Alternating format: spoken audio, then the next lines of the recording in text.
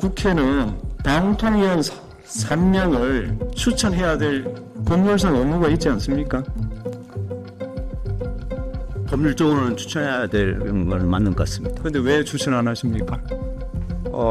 저희 알기로는 여야 협의 과정에서 합의가 안 되지 않았는가. 합의가 안 되면 국회는 아무 결정을 안 합니까? 이제까지 안 했습니까?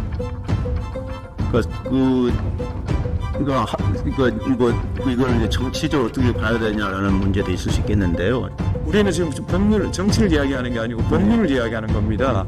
계속 청구인책 이야기는 방통위원은 5명이 구성돼야 되고, 그런데 2명 체제하에서 왜 의결한 걸 했느냐? 그러니까 당신은 법을 위반했으니 파면을 하라는 이거 아니겠습니까? 그럼 제가 묻는 겁니다. 국회는 왜 방통위원을 추천 안 합니까?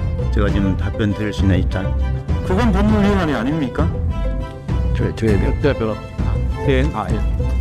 얘기할까요? 국회에서는 정당한 절차에 의해서 최민희 의원을 추천을 했는데, 그리고 최민희 의원이 계속 임명해달라고 요청했는데 실제로 대통령은 임명하지 않았습니다. 다시 추천을 한들 대통령이 임명할까? 헌법재판소가 민주당에게 질문하는 게 아닙니다. 저는 국회에 질문하는 겁니다. 이제 최민희 의원을 임명하지 않은 이제 그 문제가 2023년에 있었죠. 2023년에 국회 쪽에서 추천해야 되는 3명이 공석이었던 거는 뭐 그럴 수도 있었다. 일단 국회에서 뭐 일은 했으니까. 그런데 이제 2024년에 들어서도 계속해서 지금 국회 쪽 3명은 공석이란 말이에요. 좀 지나친 거 아닌가. 이제 국회가 국회의 임무를 제대로 했나. 1년이 됐어요. 그런데 국회에 추천을 안 하시잖아요. 그 1년 동안 방통위는 일을 하지 않아야 된다는 건가요? 최민희 방통위원을 굳이 임명 안 하고 시간을 끌고 결국 사퇴하게 만든 책임은 윤석열 대통령한테 있는 거 아닙니까? 그러면 방송통신위원회나 헌법재판소나 이런 국가기관들은 이제 구성을 안 해주면 그냥 구성해줄 때까지 역할을 하지 말고 그냥 기다리는 게 옳냐. 처음에 이 문제를 발생시킨 국가기관이 어디죠? 대통령 아닙니까? 국회가 책임이 없다라는 말씀을 드린 게 아닙니다. 제가 2가지만 하겠습니다. 피청구인에게도 묻고 청구인에게도 묻겠습니다. 주제는 방통위원 구성에서 여권 우위는 법률로 강제되느냐. 2번째, 방통위원은 언제까지 추천 임명해야 되느냐. 이 2가지입니다. 피청구인 측에 묻겠습니다. 법률이 방통위원 중 여권 3, 야권 2를 강제한다고 보십니까?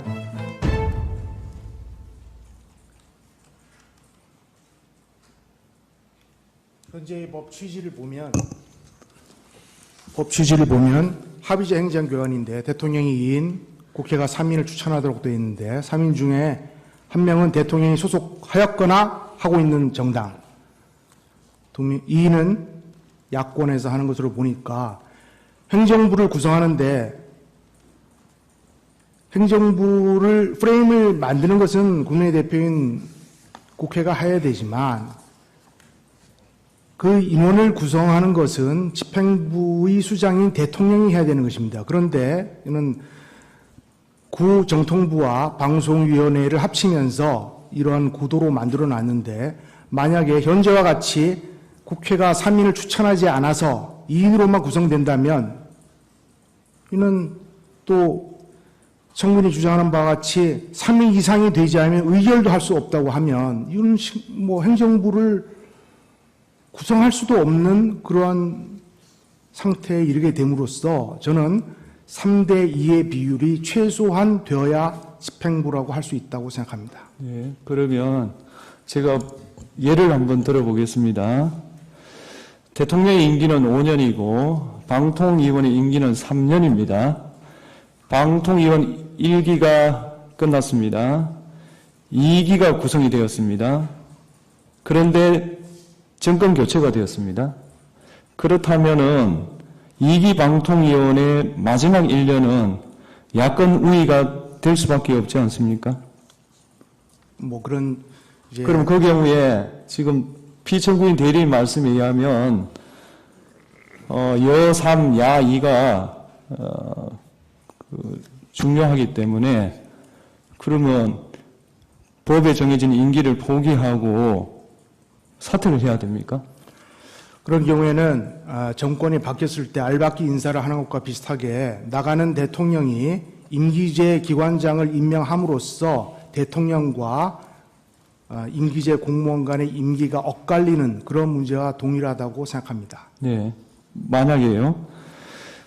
정무직은 임기가 보장되어 있지 않습니다. 대개 정무직은 대통령 임기를 마치면 대체로 그 직을 종료하는 것으로 해석하고 여기는 이의가 없습니다. 예. 그렇지만 방통위원은 임기를 법에서 보장을 했습니다. 그렇다면은 정무직이지만 정권 교체와 관계없이 임기가 보장되어야 한다. 이게 임기제 아닐까요? 그런 측면이 있습니다. 예를 들면 최재일 감사원장도 전임 대통령이 임명했지만 지금도 근무하고 있다. 헌법상 임기나 법률상 임기나 마찬가지 아니냐 그런 의문이 듭니다. 다시 말하면 지금 피청구인 측은 무조건 방통위원회 여 3, 야 2가 돼야 된다는 전제 위에서 모든 주장을 펼치고 있다. 제 생각은 그렇습니다. 그에 반해서 청구인 측에 물어보겠습니다. 방통위원 5명은 법률로 예정되어 있고 의무되어 있는 겁니다. 그렇죠? 그거는 뭐 할 수도 있고 안 할 수도 있고 이런 게 아닙니다. 제가 예를 들어 보겠습니다. 대통령, 윤석열 대통령이 방통위원을 2명을 임명을 했습니다. 그 당시에 그 최민희 위원이 국회 의결을 거쳐서 추천이 되었습니다. 그런데 뭐 여러 가지 이유로 2023년 11월 7일 사퇴를 했습니다. 그렇다면은 사퇴를 했습니다. 그렇다면은 국회는 방통위원 3명을 추천해야 될 법률상 의무가 있지 않습니까? 법률적으로는 추천해야 될 건 맞는 것 같습니다. 그런데 왜 추천 안 하십니까? 저희 알기로는 여야 협의 과정에서 그것이 추천에 대한 합의가 안 되지 않았는가 그렇게 예상을 하고 있습니다. 합의가 안 되면 어떻게 합니까, 지금? 합의가 안 되면 국회는 아무 결정을 안 합니까? 이제까지 안 했습니까? 이걸 이제 정치적으로 어떻게 봐야 되냐라는 문제도 있을 수 있겠는데요. 저희가 보기에는 임명권자인 대통령이 국회가 추천한 위원을 특별한 이유 없이 임명을 하지 않은 상황에서 국회 다수당이 의원을 추천하는 것이 예를 들면 어떤 의미가 있겠느냐, 또는 이게 임명이 확실하게 보장될 것이냐에 대한 확신을 받지 못했다 이런 측면도 있는 것 같습니다. 그거는 정치적인 이야기고 법률적 이야기는 다르지 않습니까? 우리는 지금 정치를 이야기하는 게 아니고 법률을 이야기하는 겁니다. 계속 청구인 측 이야기는 방통위원은 5명이 구성돼야 되고 그런데 2명 체제하에서 왜 의결한 걸 했느냐. 그러니까 당신은 법을 위반했으니 파면을 하라는 이거 아니겠습니까? 그럼 제가 묻는 겁니다. 국회는 왜 방통위원을 추천을 안 합니까? 제가 그 당시의 상황을 정확하게 알고 제가 지금 답변 드릴 수 있는 입장이죠. 그건 법률 위반이 아닙니까? 예. 제가 얘기할까요? 이 방통위법을 만들 당시 제가 방송통신융합위원이었고 법안 소위 위원이었습니다. 그 당시의 입법미비라고 볼 수가 있는데요. 국회에서 추천하면 즉시 대통령이 임명한다라는 조항이 없습니다. 그래서 국회에서는 정당한 절차에 의해서 최민희 위원을 추천을 했는데 실제로 대통령 임명을 하지 않고 국회 입법조사처에서는 적법하다, 위법한 것이 없다. 그런 것은 그렇게 판결한 것은 즉시 임명해야 된다라는 취지일 텐데 법제처의 유권 해석을 통해서 저희는 지연시킨다. 그걸 명분으로 이렇게 판단을 했고요. 그리고 최민희 의원이 계속 임명해달라라고 요청했는데 실제로 대통령은 임명하지 않았습니다. 그리고 개인적인 판단에 의해서 본인이 사퇴를 했는데 다시 추천을 한들 대통령이 임명할까? 아마 이런 부분이 고려되지 않았나라고 저는 개인적으로 생각합니다. 예, 지금 저희 질문은 헌법재판소가 민주당에게 질문하는 게 아닙니다. 저는 국회에 질문하는 겁니다. 따라서 국회를 구성하는 교섭단체 중에 일부가 어떤 견해를 가지는가를 묻고 있지 않는 겁니다. 그 점을 좀 잘, 네, 하십시오.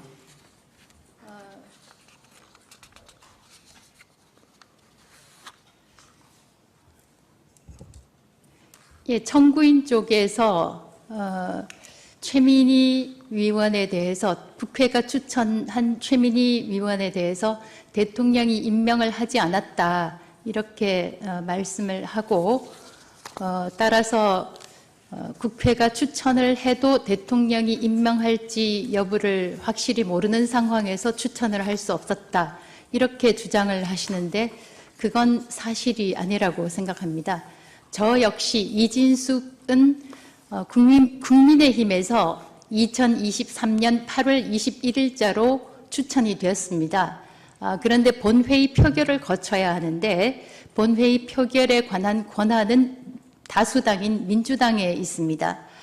그래서 저는 상임위원으로서 본회의 추천 의결될 시일을 계속해서 기다리고 있었고 그 기다리는 시기 도중에 11월에 최민희 비추천자가 국회 출마를 위해서 사퇴를 하였습니다. 그래서 2023년 11월 이전까지는 민주당의 주장이 어느 정도는 설득력을 가질 수 있다고 보이지만 2023년 11월 이후에는 국회가 왜냐하면 국민의힘 추천 1명, 민주당 추천권 2명이 있었기 때문에 적어도 2023년 11월 이후에는 그건 국회 합의가 아닙니다. 민주당이 2명 추천하고 국민의힘이 1명 추천할 권한을 가지고 있기 때문에 적어도 그 주장은 2023년 11월 이후에는 주장이 설득력을 잃게 되는 것이라고 생각합니다. 그래서 따라서 저는 국회가 끝나는 21대 국회가 끝나는 5월에 제 비추천자로서의 권한을 상실하였고 그 이후에 상임위원장으로 대통령 임명을 받게 된 것입니다. 그래서 민주당 청구인 주장과 관련해서 적어도 2023년 11월 이후에는 국회가 3명을 마땅히 추천을 하고 국민의힘에서 추천한 이진숙과 함께 민주당이 2명을 추천해서 본회의에 올려서 의결을 했다면 5인 체제가 완성되었을 것이라고 저는 확신합니다.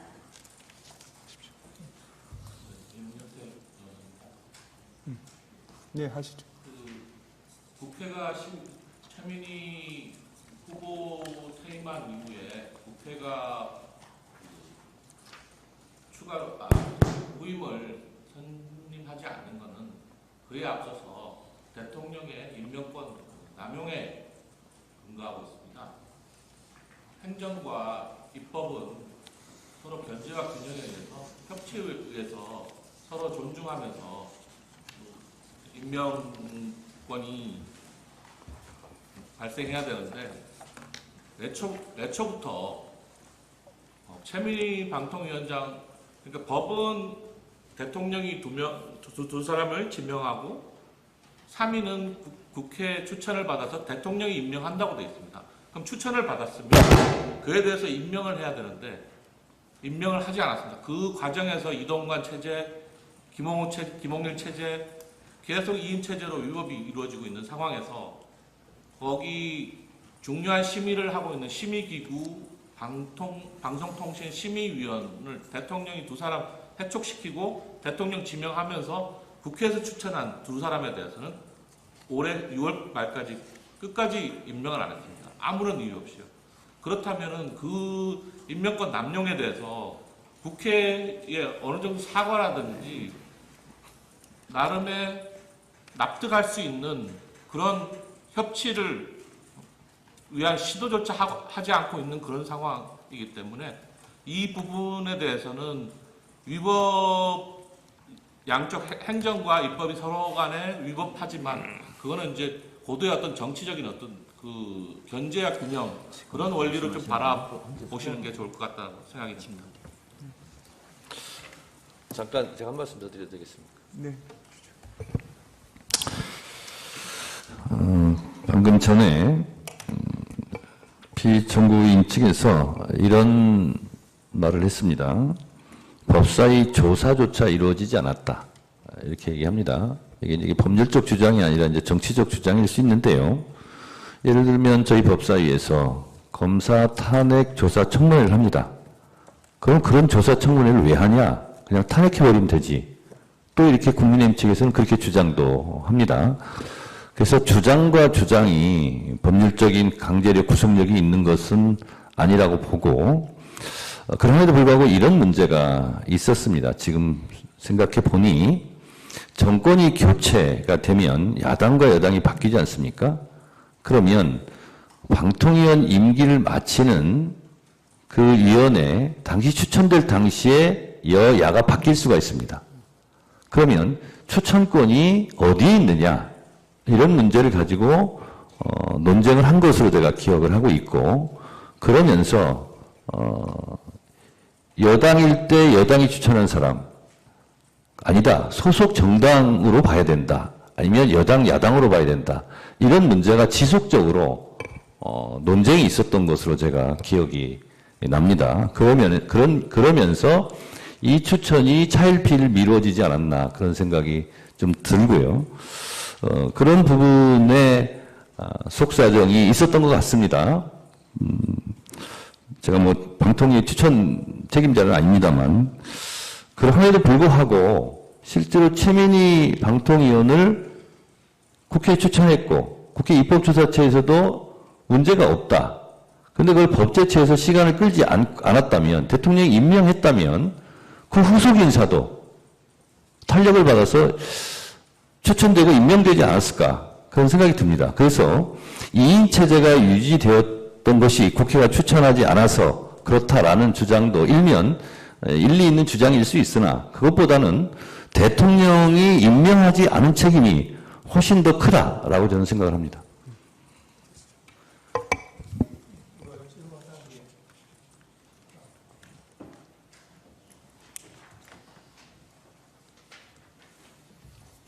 그 위에 있는 그림만 좀 나오게 해주세요. 확대해 주세요. 예, 그 정도, 예, 됐습니다.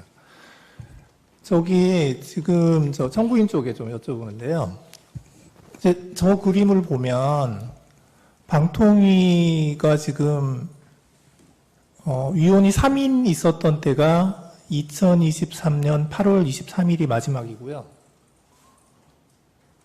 이제 그 8월 23일부터 해서 계속 한 명, 두 명입니다.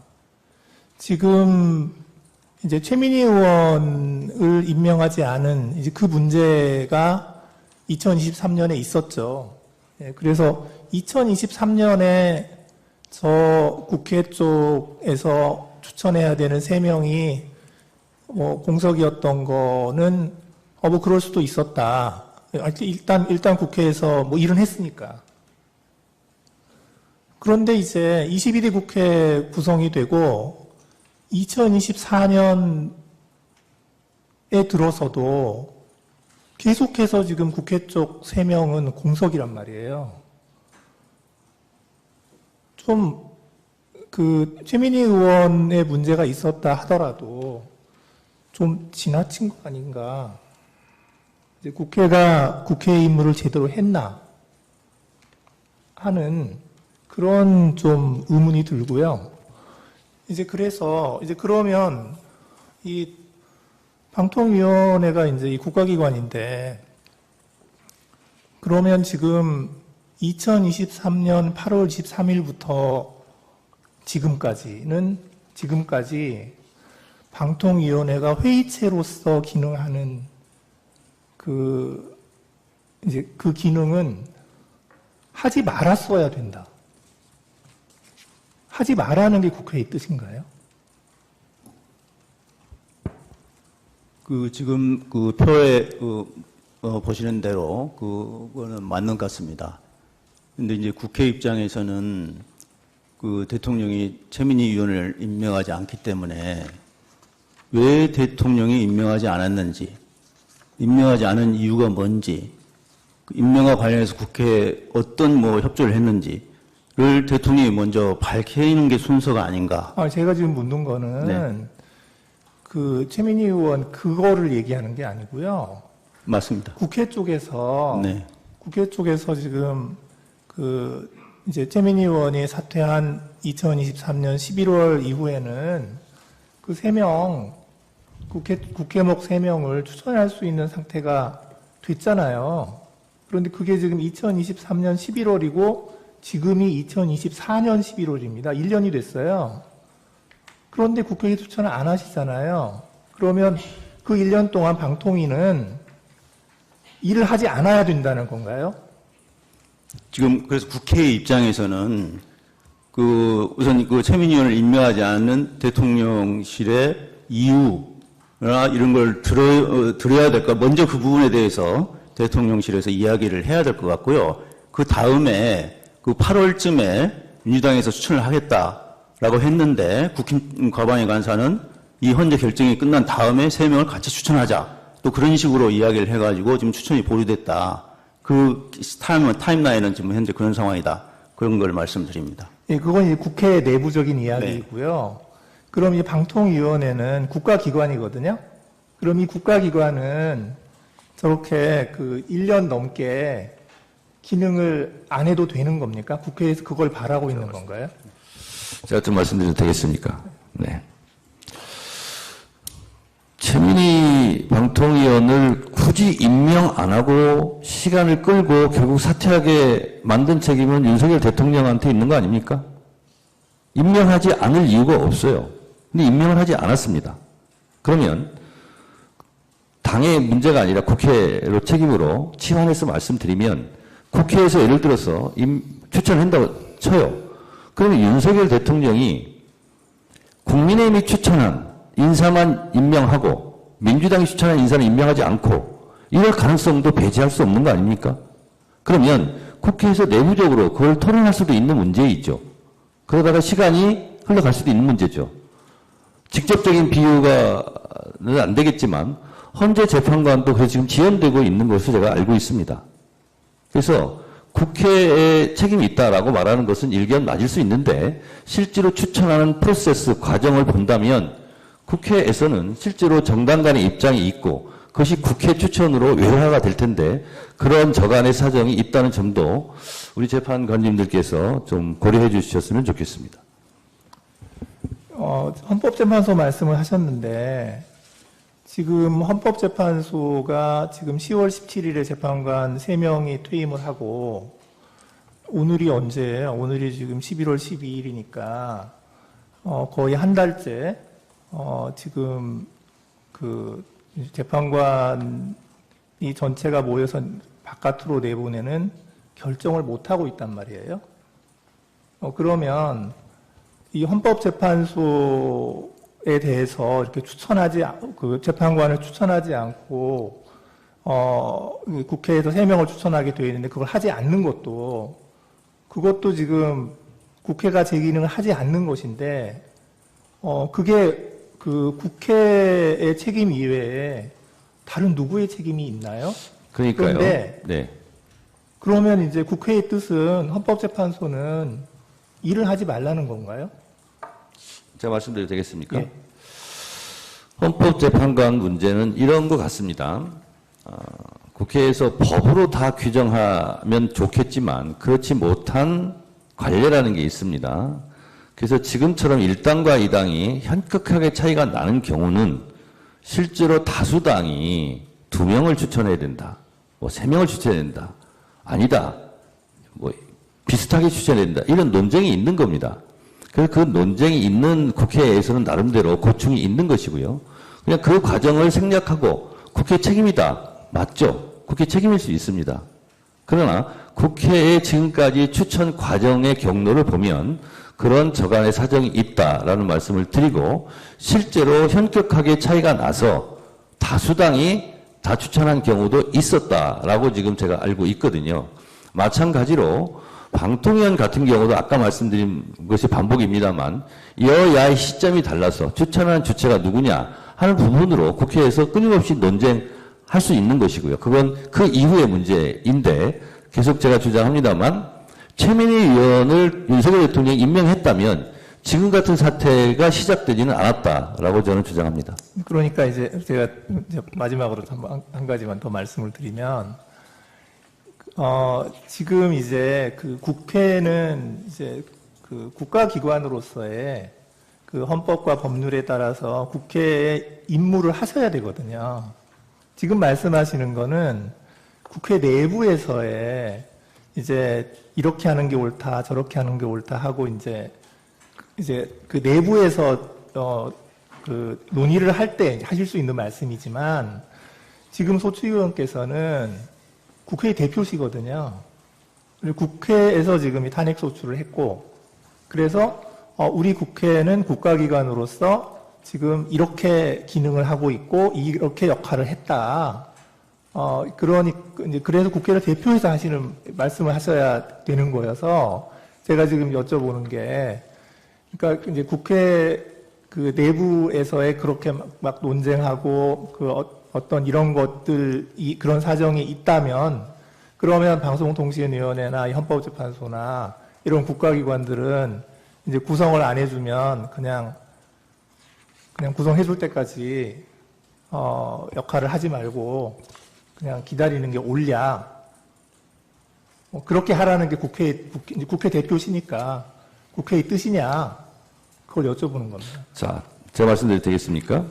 다시 한번 강조해서 마지막으로 드리자면 국회도 국가기관이고 대통령도 국가기관이지 않습니까? 처음에 이 문제를 발생시킨 국가기관이 어디죠? 대통령 아닙니까? 대통령이 최민희 방통위원을 임명을 했다면 그 사후에 지금 벌어지는 문제는 발생하지 않았을 것입니다. 국회가 책임이 없다는 것이 아니라 국회 작동 원리 내부 사정을 제가 참고 삼아 말씀드린 거고 기관의 책임을 따진다면 대통령이라는 국가기관, 최고의 기관이 실제로 임명해야 되는데 임명하지 않아서 발생한 문제다라는 점을 말씀드린 거고 국회가 책임이 없다라는 말씀을 드린 게 아닙니다. 네, 그 말씀드립니다. 잘 알겠습니다. 네.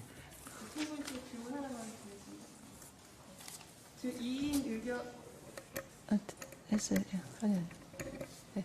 2인 의결의 위법성을 주장을 하고 계시는데요. 그 위법인 이유가 2명이기 때문인지 아니면 그 2명이 대통령이 임명했기 때문인지 어디에 더 방점이 있습니까? 그 예컨대 만약에 2명이어도 한 명은 이제 대통령이 임명한 인사고 그 다른 한 명은 국회가 추천한 인사라면 그 경우에는 좀 위법성 평가를 달리 해야 됩니까? 저희 주장은 2명이 의결한 것 자체가 위법이고요. 그 2명이 뭐 대통령이 지명한 사람이냐 국회가 선출한 사람이냐에 관계없이 2명이 의결한 것이 위법하다라는 입장이고요. 그렇습니다. 네. 그 만약에 그 3명이 모두 다 여당이 뭐 추천하거나 뭐 대통령이 임명한 게 약간 여당 몫이라고 하면 그 경우에는 3명이기 때문에 3인의 그 의결은 위법하지 않다. 이제 그런 논리가 가능한 거죠? 지금 만약에 여당만으로 그러니까 여당이 1명 추천을 해서 대통령 지명목 2사람과 해서 3명이 의결을 한다면 사실은 그 역시 정치적 다양성을 구성에 반영하기 위한 입법 목적에는 어긋나는 것이다. 저희는 그렇게 생각을 하고 있고요. 이 사건에서는 이 의결 자체가 위법이지만 대통령이 지명목 2명이 하기 때문에 위법이 더 가중됐다. 된다라는 취지의 주장입니다. 그럼 숫자가 문제인 게 아니라 구성이 어떻게 되느냐 그게 문제라는 겁니까? 그것도 여기 이 사건에서는 특히 이 사건에서 문제가 되고 있어요. 또 한 말씀. 예, 알겠습니다. 네네. 제가 모두 발언에서 말씀드렸다시피 방통위법 13조 2항에는 위원회 회의는 제적위원 과반수의 찬성으로 의결한다. 이렇게 되어 있습니다. 그럼 제적위원 5명의 과반수는 3인이죠. 근데 2인으로 결정했단 말이죠. 그럼 이 조항을 위반했다라고 저는 주장을 하는 것입니다. 그리고 지금 방금 말씀하신 부분에 대해서 말씀드리면 법적으로 형식적으로 다 여권 인사 3인으로 추천됐다 하면 야당의 입장으로는 문제제기를 할 수 있고 소원할 수도 있고 이게 다양성을 보장하는 거냐라는 정치적 주장을 할 수 있었겠으나 3인으로 그것이 여권 인사만으로 구성됐다 하더라도 제적위원 과반수의 찬성으로 의결한다는 조항은 법적으로는 충족한 거죠. 정치적으로 이런저런 주장을 할 수는 있으나 그러나 이것은 정치적 주장을 떠나서 13조 2항 제적위원 5명 과반수 의결로 찬성한다는 조항을 위반했을 뿐만 아니라 또한 이것은 합의제 행정기구라는 취지에 맞지 않게 대통령이 추천한 임명한 2명만이 구성되어 있기 때문에 더더욱 문제가 있다. 이렇게 저희는 주장하는 것입니다. 거기에 대해서 제가 한 말씀 드리겠습니다. 지금 법사위원장께서 제적이 5명이라고 자꾸 얘기하시는데 정원이 5명인 것이고 지금 제적은 2명입니다. 2명이니까 제적 2명 중에 과반수는 2명입니다. 이상입니다. 법제사법위원장도 법에 대한 전문가시니까 그런 의견으로 받아들이면 안 되겠습니까? 자, 한 말씀 더 드려도 되겠습니까? 제가 말씀드렸다시피 이 법을 만들 때 제가 4명 중에 1명이었습니다. 그리고 제가 주도적으로 이 법을 만들었고 저희가 이 법에 제적위원이라 하면 지금 피청구인 측에서 얘기하는 정원과 같은 의미 제적이나 정원이나 5명이다. 그리고 대통령이 2인 추천하고 그 다음에 국회에서 3인 추천하지 않습니까? 그러면 결과적으로 보면 여권 인사가 3인이 되는 겁니다. 그러면 합의제다 할지라도 결국은 안 되면 표결을 할 텐데 그 부분은 법적으로 입법 취지할 때 그런 부분을 법률적으로 저희가 정리하지는 않았지만 그 부분은 나름대로 추상적으로나마 인정했던 것 같고 제 기억으로는 그러하기 때문에 그건 제가 주장을 했던 겁니다. 법에 명시되어 있지 않지만 그러하기 때문에 부위원장은 야당 인사가 하는 게 좋겠다. 그래서 그때부터 그것이 법에 명시되어 있지 않지만 관례로 이어져 왔다. 이렇게 저는 생각합니다. 네, 알겠습니다. 그 다음에 이제 증거에 관해서 보겠습니다. 추가로 제출한 서정 보겠습니다. 청구인 측에서 갑제 40호점부터 51호점까지 증거로 제출했습니다. 네. 피청구인 의견은 어떻습니까? 네, 입증 취지는 부인하고 다 동의합니다. 예. 그러면은 그 다음에 피청구인 측에서 을제 13호점부터 20호점까지 제출하셨습니다. 청구인 측 의견은 어떻습니까? 네, 증거 동의하고 입증 취지 부인하겠습니다. 예.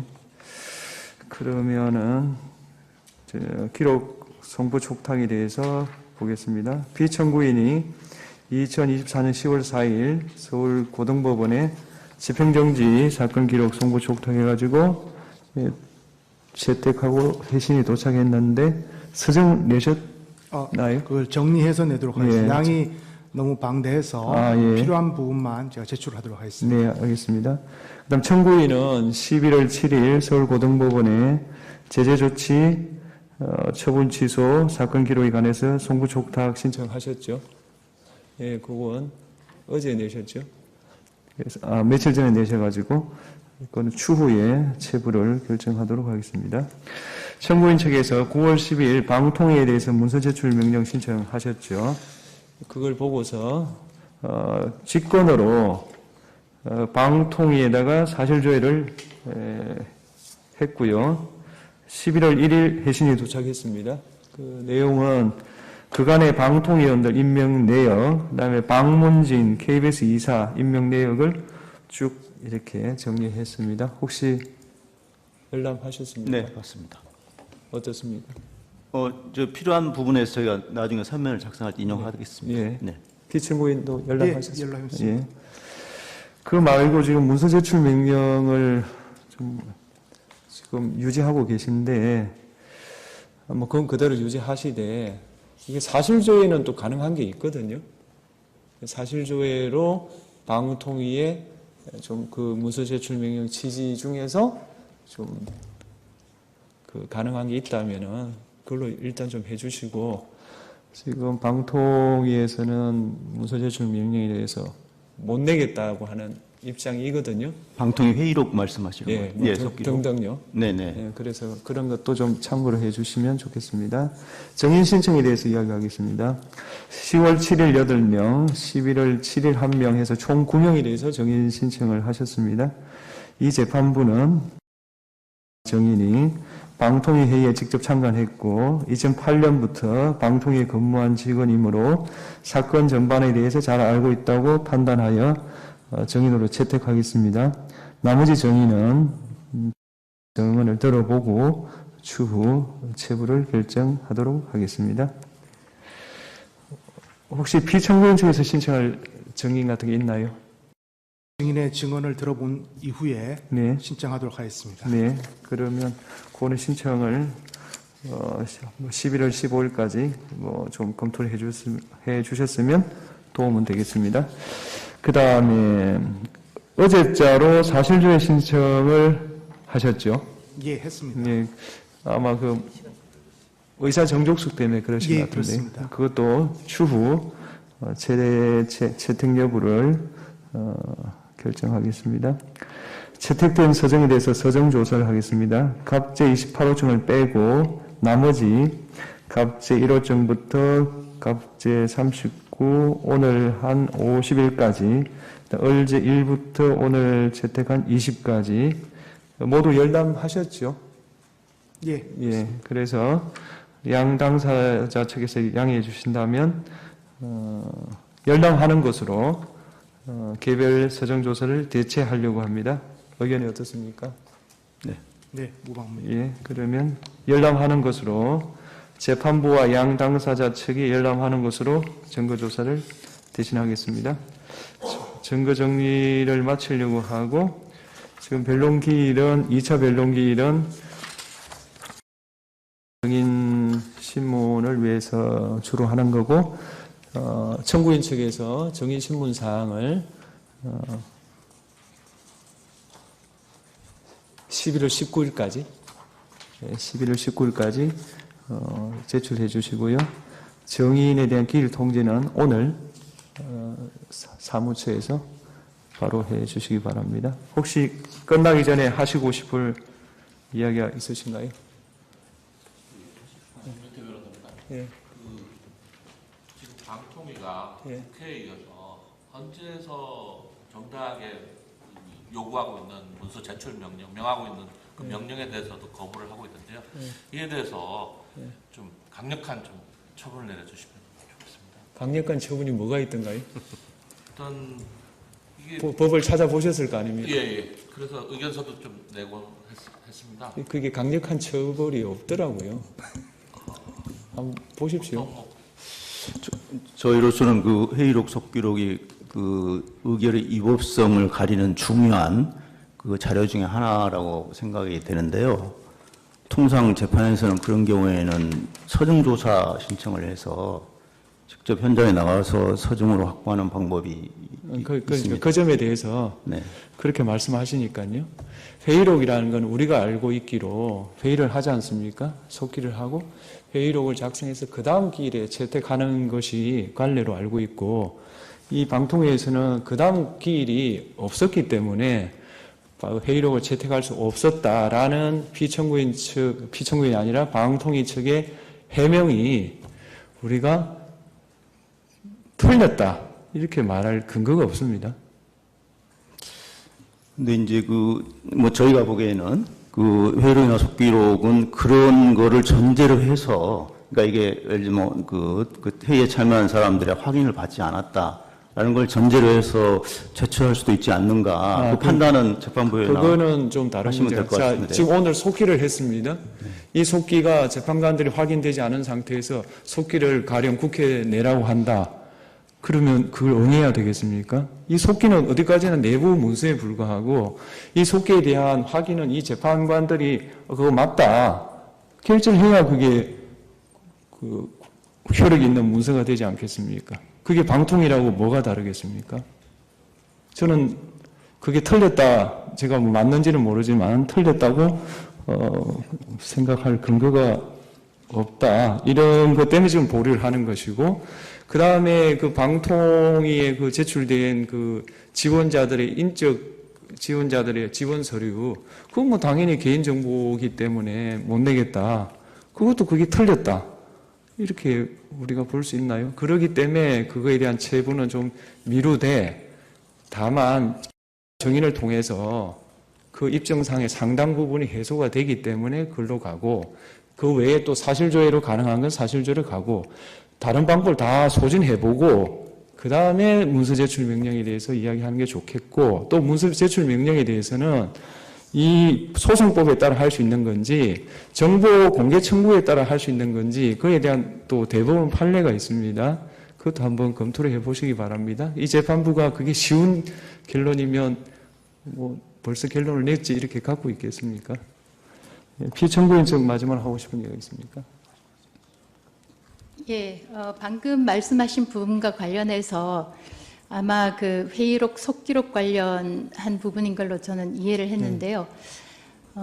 이 부분과 관련해서 아마 그 진실을 규명하는 데 필요한 차원에서 요청을 했다면, 이건 뭐 저 개인적인 생각입니다만 차라리 탄핵을 하지 않고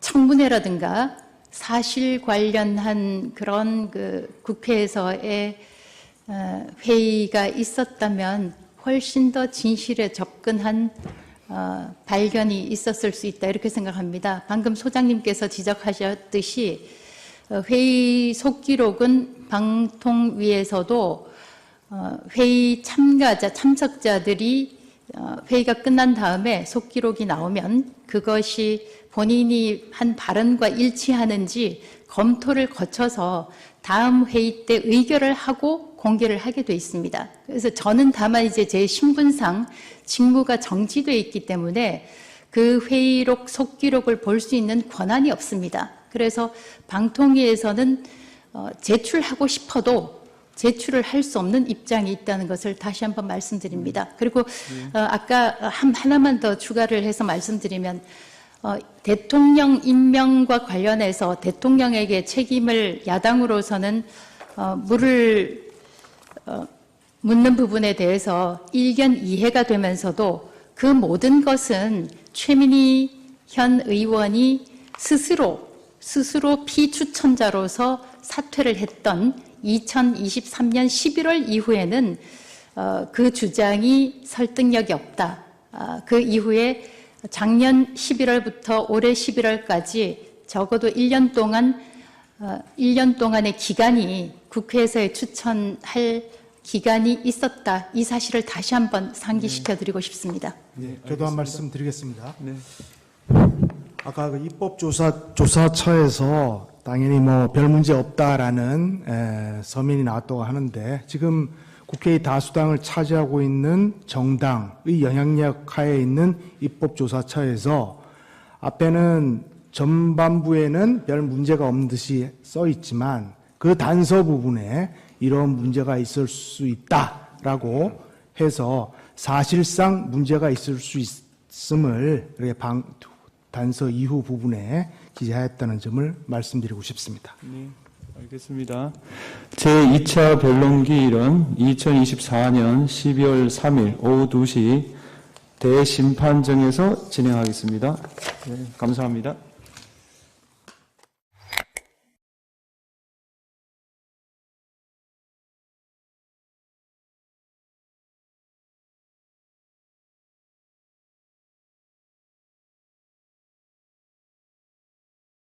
자, 그러면 지금부터 잠시만 주목해 주시기 바랍니다. 제가 구독자분들을 위해서 선물 하나를 준비했는데요. 여러분께 항상 강조드렸듯이 중요한 뉴스와 사회적 이슈를 잘 챙겨보는 것이 돈을 벌 수 있는 기회가 될 수 있다라고 말씀을 드렸습니다. 왜냐고요? 부자들은 이런 사회적 이슈를 그냥 지나치지 않고 그 속에서 투자 기회를 찾기 때문이죠. 요즘 정부의 반도체 지원 이슈가 뜨거운 화제가 되고 있는데요. 이런 뉴스를 그냥 보고만 계신가요? 지난번에도 저희 구독자분들과 함께한 주식으로 수익 내기 이벤트 기억하시죠? 당연히 100% 무료로 진행을 했었죠. 구독이라고 문자를 남겨주신 분들께 신성델타테크를 추천드렸습니다. 그 결과 한 달 만에 주가는 3배 이상 급등했죠. 100만 원을 투자했어도 무려 300만 원 수익금이 생긴 거죠. 그래서 그 당시에도 굉장히 많은 분들이 제가 드린 이 신성델타테크로 수익 낼 수 있었을 텐데 참여해 주신 천여 명의 구독자분들 다시 한번 축하드린다고 말씀드리겠습니다. 기회는 끝나지 않았습니다. 앞으로도 계속해서 기대해 볼 섹터는 AI입니다. 그 중에서도 AI 반도체는 그 누구도 부정할 수 없는 미래 성장 산업입니다. 전기차가 본격적으로 보급되기 전 전기차의 핵심 부품인 2차 전지의 주가는 무려 1000%까지 급등한 바 있습니다. 또한 최근에는 식당에서도 흔히 볼 수 있는 로봇 관련주가 500% 상승하며 큰 주목을 받았습니다. 그러면 우리가 어떻게 생각해 볼 수 있을까요? AI 반도체 종목 중에 앞으로 크게 대장 역할을 하면서 10배 이상 급등할 수 있는 종목을 지금부터 열심히 추적해야 한다는 겁니다. 큰 돈을 투자하지 않더라도 소액이라도 이 종목을 모아가야 수백 % 수익률을 손에 거머쥘 수 있다는 것이죠. 지금 여러분이 보고 계시는 이 유튜브 또한 AI 반도체와 아주 밀접한 연관이 있고 반도체야말로 대한민국의 핵심 산업으로 앞으로 시장은 더더욱 성장할 수밖에 없습니다. 그렇기 때문에 제가 이번에도 뭘 보내드린다고요? 지난번과 똑같이 구독이라는 문자를 보내주시면 제가 AI 반도체 관련주 중에 앞으로 대장주 역할을 하면서 주가가 가장 크게 급등할 한 종목을 구독자분들께 문자로 종목명과 사고 파는 시점을 모두 알려드릴 거예요. 그 문자를 받고 여러분들이 주식으로 돈 버는 연습을 한번 해보셨으면 좋겠고요. 혹시라도 나는 주식을 하지 않는다 하는 분들은 주변에 주식하시는 지인분들에게 말씀을 해주셔도 되고요. 아니면 연세가 있으셔서 투자가 어렵다 하시는 분들은 이 종목을 자녀분들에게 한번 사봐라, 이걸로 한번 수익을 내봐라, 이렇게 조언을 해주실 수도 있는 거겠죠. 그래서 지금 이 영상을 보시는 시청자분들 중에 나도 이번 종목이 좀 궁금하다 하시는 분들은 누구나 상관없이 그리고 어느 시간대나 상관없이 부담 없이 제 번호 010-7162-8706번으로 구독이라는 문자 보내주시면 이번에도 똑같이 무료 추천 급등주 문자를 보내드리겠습니다. 혹시 지금 휴대폰으로 이 영상을 보고 계신가요? 영상 제목 밑에 더보기란이 있습니다. 그 더보기란을 클릭하시면 링크가 나옵니다. 그 링크를 클릭하시면 문자 보내기 페이지로 바로 이동하게 되고 문자 전송 버튼 누르시면 제가 우리 구독자라고 생각할 수 있겠죠? 아니면 제 번호 010-7162-8706 번호로 구독이라는 문자 보내주시면 여러분들이 직접 이슈를 통해서 돈 버는 연습을 해보실 수가 있는 거고 제가 돈을 받는 것도 아니고 투자를 대신해 드리는 것도 아니기 때문에 부담 없이 문자 주시면 됩니다. 그리고 수익이 나면 저는 다른 것은 하나도 바라지 않습니다. 제 채널에 구독, 좋아요 한 번씩만 눌러주시라 이렇게 다시 한번 말씀을 드리겠습니다.